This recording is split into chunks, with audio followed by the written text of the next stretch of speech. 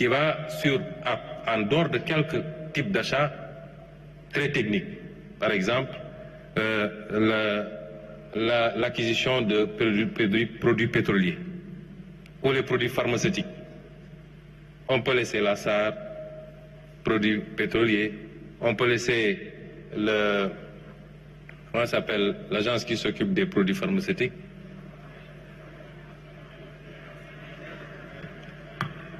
La PNA s'occuper de ces secteurs. Mais pour tout le reste, les mobiliers de bureau, les billets d'avion, le matériel informatique, tout ce que vous voulez, si on centralise les expériences ailleurs, c'est qu'un pays comme la France a ce qu'ils appellent l'agence pour les achats de l'État, AAE. Cette agence centralise les achats. Et les statistiques dont nous disposons, c'est que c'est des gains substantiels qui sont réalisés quand vous faites ça. Mais je ne peux pas vous dire tout de suite que ce sera 100 milliards ou 200 milliards. Le travail continue. C'est toutes les mesures sur ce plan-là. Mais j'ai pu vous assurer que toute charge non indispensable, superfétatoire, redondante, sera supprimée de l'administration. Par contre, cela ne veut pas dire aussi qu'il nous faut aller vers le misérabilisme. L'administration a besoin de moyens pour travailler et faire des résultats. Maintenant, nous n'avons pas dit que nous allons... Les mesures d'accompagnement, oui, mais nous n'en sommes pas encore là parce que nous ne sommes pas dans l'optique de tout de suite et maintenant de réduire des emplois. Et il y a un travail qui sera fait d'accompagnement dans les fusions, dans les suppressions de services. M. Abdelaziz Kébé nous parle de marge encore. Oui, il y a énormément de marge encore. C'est pourquoi moi je dis, repartez dans mes écrits mon livre Solutions de 2018, ce que j'avais dit sur les marges budgétaires dont nous disposons. Et j'avais conclu que ma conviction, c'est qu'on n'a pas encore exploité peut-être le tiers même de nos capacités. Vous avez parlé des dépenses fiscales. Chaque année, je ne sais pas si ça se fait jusqu'à présent, il y a le rapport sur les dépenses fiscales. Nous allons y travailler. Les exonérations, regardez les renégociations dans le domaine des cimenteries par exemple. Mais on ne peut pas avoir une cimenterie qui en phase d'exploitation continue à avoir des exonérations. 15 ans, 20 ans, 25 ans plus tard, elle a des exonérations. Et vous savez c'est quoi? C'est minimum 300 milliards par an que nous perdons. Donc, sur les dépenses fiscales, nous sommes d'accord. Les restes à recouvrer, oui, mais ne prenez pas les chiffres tels quels, parce qu'il y a toujours un stock non viable dans ces restes à recouvrer. Ça a été toujours comme là, et le travail sera fait pour apurer. Il y a, je n'ai pas voulu apurer le patronat, mais il y a la dette fiscale de 1700 milliards, qui n'est pas encore, qui doit être payée, mais on ne va pas vous les demander tout de suite. Je ne veux pas vous apeurer, mais c'est une marge également. Il y a eu des mesures de suspension durant la Covid, mais il y a d'autres types de dettes qui sont là. Mais pour accompagner justement le patronat auquel nous devons également de l'argent, on peut faire une convention de dette croisée. Vous nous devrez encore beaucoup. Mais nous sommes là aussi pour vous. Et tout ça, c'est des marges, effectivement. La répartition de la charge, impôt direct, impôt indirect, ça, toutes les économies sous-développées, malheureusement, ont cette inversion. Dans les économies développées, c'est le contraire. Évidemment, nous allons travailler à remonter cette pente-là et revenir à des équilibres plus acceptables. Les questions de transfert du recoupement et autres, je laisserai au ministère des Finances le soin de voir les meilleurs schémas. Douane ou trésor ou impôts, ils verront. La réforme de la fiscalité locale, c'est un chantier avec le ministère de l'Urbanisme et le ministère des Finances. Dans le cadre de l'acte 4 de la décentralisation corrélée au pôle de développement, nous sommes en train d'y travailler. Mais si vous repartez dans nos écrits également, j'avais coproduit un ouvrage avec l'actuel ministre de l'Urbanisme sur notre vision relativement à la décentralisation, c'est de régler définitivement la viabilité financière des collectivités territoriales. Nous sommes l'un des pays qui a le taux de transfert le plus faible. Comparé même au Mali qui a 12%, au Maroc qui a 20%, nous on est encore à moins de 5%. Il faut relever substantiellement ce taux à travers les transferts, mais à travers également l'accroissement de la fiscalité locale. Et ça, c'est doctrinaire chez nous. Nous allons continuer à y travailler.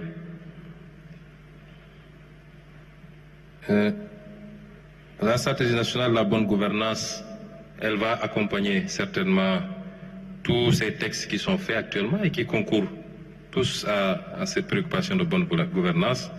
Mais c'est un chantier auquel peut-être vous serez conviés, qu'on finalisera pour compléter le package dont a parlé le président tout à l'heure.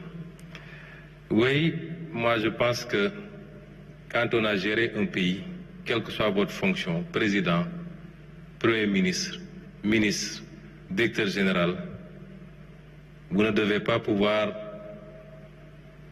au lendemain de la fin de vos responsabilités, prendre la clé des champs. Il faut rester un peu pour qu'on voie si il n'y a pas des choses à vous imputer d'abord.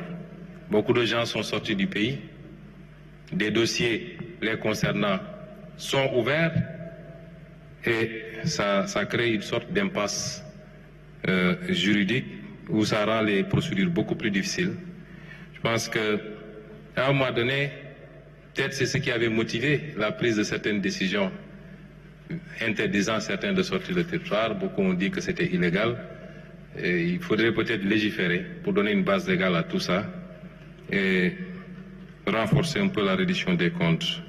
Madame Mamdiara Ndiaye de la société civile, nous sommes tout à fait ouverts pour impliquer, associer la société civile à ce que nous faisons. Toutes les bonnes volontés, toutes les compétences sont les bienvenues aujourd'hui. Parce que le pays n'appartient pas aux politiques, il n'appartient pas seulement aux tenants du pouvoir, il nous appartient à tous.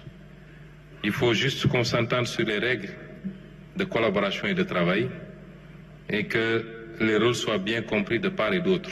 Comme je dis souvent, il ne s'agit pas de co-gouverner. Dans une démocratie, ceux qui sont allés à la rencontre du suffrage, qui ont la confiance du peuple, avec un programme, au moins durant leur mandat, doivent gouverner. C'est comme ça que ça se passe. Maintenant, on a besoin d'écouter, de nous enrichir des expériences des uns et des autres. Et sous ce chapitre, nous sommes tout à fait ouverts. Nous prenons au vol votre main tendue et nous sommes tout à fait ouverts à travailler avec toute la société civile. Sauvegarder l'espace de la société civile. Nous n'avons aucun problème, nous ne sommes pas là pour grignoter sur l'espace de la société civile. C'est le contraire qu'il faut interroger. Est-ce que la société civile n'envisage pas de grignoter sur le nôtre? Vu les interpellations quelquefois et la teneur, c'est comme si certains de la société civile étaient élus à notre place pour décider à notre place. Mais nous ne sommes pas là, nous, pour interférer sur la société civile. Et enfin, le rôle des femmes. Je crois que dans toutes les politiques publiques que nous développons, nous parlons de plus en plus même de discrimination positive. Les femmes sont les premiers acteurs du développement de ce pays.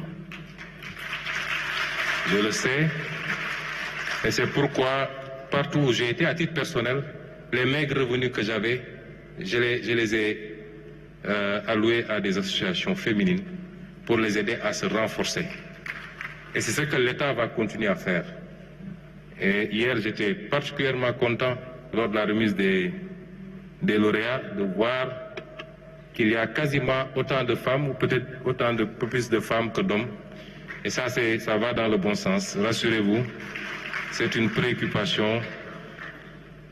Et nous allons mettre des mécanismes dans l'accès au financement, dans l'accès au foncier, des mécanismes même discriminants pour permettre à ces femmes-là de s'autonomiser et de continuer à jouer le rôle qu'elle joue dans la stabilité sociale, parce qu'elle, au moins, remet l'argent dans la maison. Monsieur Cissé du Synpics a parlé de la fragilité du secteur de la presse, la fragilité économique, précarité éditoriale. Quelle réforme du modèle? Convention État-Presse, FADP. Ce que je retiens dans tout ça, d'abord je renvoie au ministre de la Communication qui, je crois, travaille à des assises, si ce n'est déjà tenu, avec la presse.